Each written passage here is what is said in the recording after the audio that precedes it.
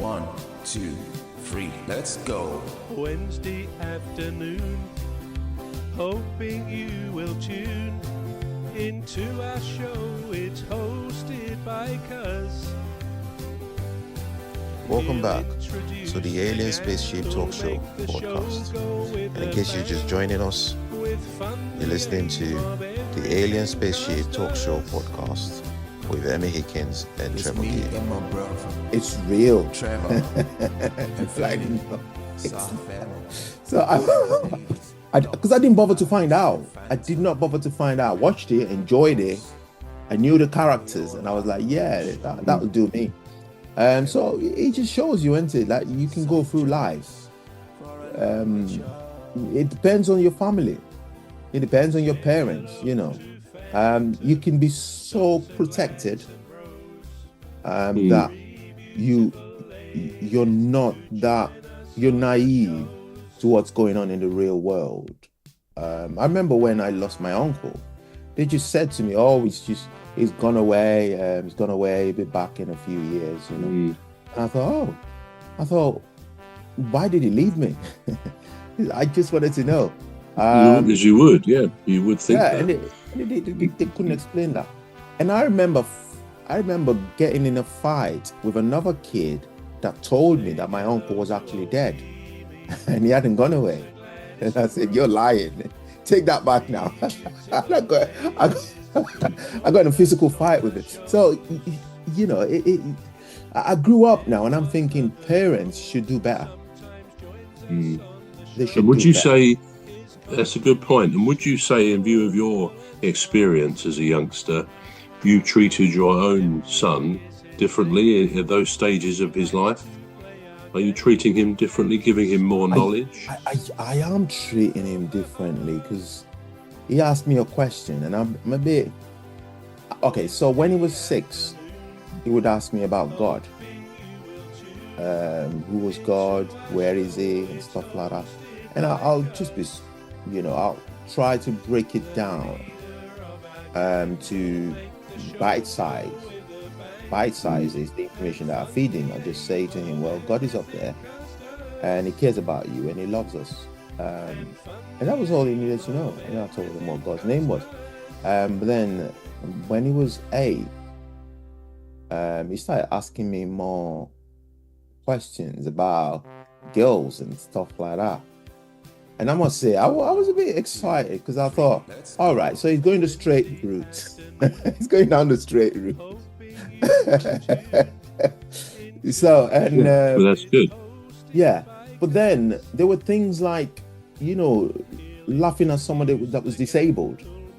And I remember I had to tell him, I had to say, listen, we do not make fun of people that are different to us. We don't, So I suppose it's stages, isn't it? Things happen in stages. But I was a teenager before I knew anything about reproduction, which I look back on and I think it's not really done me a lot of good. I needed to know, so I know how, when your body starts changing as a man, you know what's happening then. I didn't know that. I learned it from school, from my friends in school.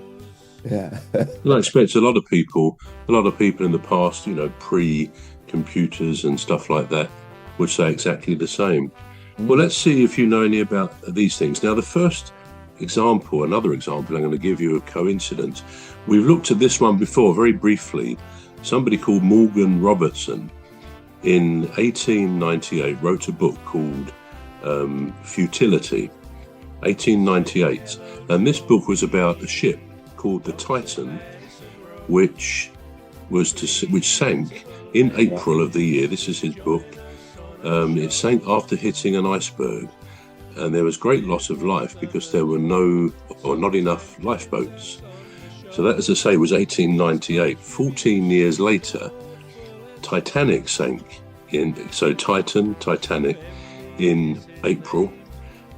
Great loss of life, around 1,500 people. I think about 800 survived, but not enough lifeboats. So the actual events sort of mirrored what was written as a story, as a novella, as they would call it, 14 years before. Now, that's a story we have looked at before, but it actually came to my notice when I was looking at this, another story which I think is equally amazing, and I'd like your view on this. Now, you've probably heard of a writer, an American poet called Edgar Allan Poe.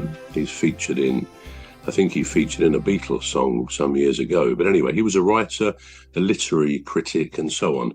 And he wrote a book. It was a novel, his only novel out of many poems and other things he wrote. And this book was called The Narrative of Arthur Gordon Pym. The Narrative of Arthur Gordon Pym. He wrote this in 1838. Keep that date in mind. And anyway, this book talked about a ship being shipwrecked. And there were 4 survivors in a lifeboat. 4 survivors. And week after week went by and they ran out of food. They didn't have much food with them in the first place. We're going to take a short break now. We're back shortly.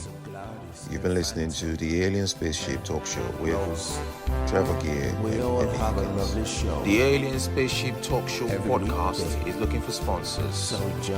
If you're a company out there looking to spread the word about the products and services you provide, please get in touch with Deepstuff Radio Podcast on info@deepstuffrecords.com, or to use the contact form on our website to contact us. Please visit radio.deepstuffrecords.com. Also, if you're looking to get involved on the Alien Spaceship Talk Show podcast, reach out via our Deepstuff Radio Facebook page. Thank you.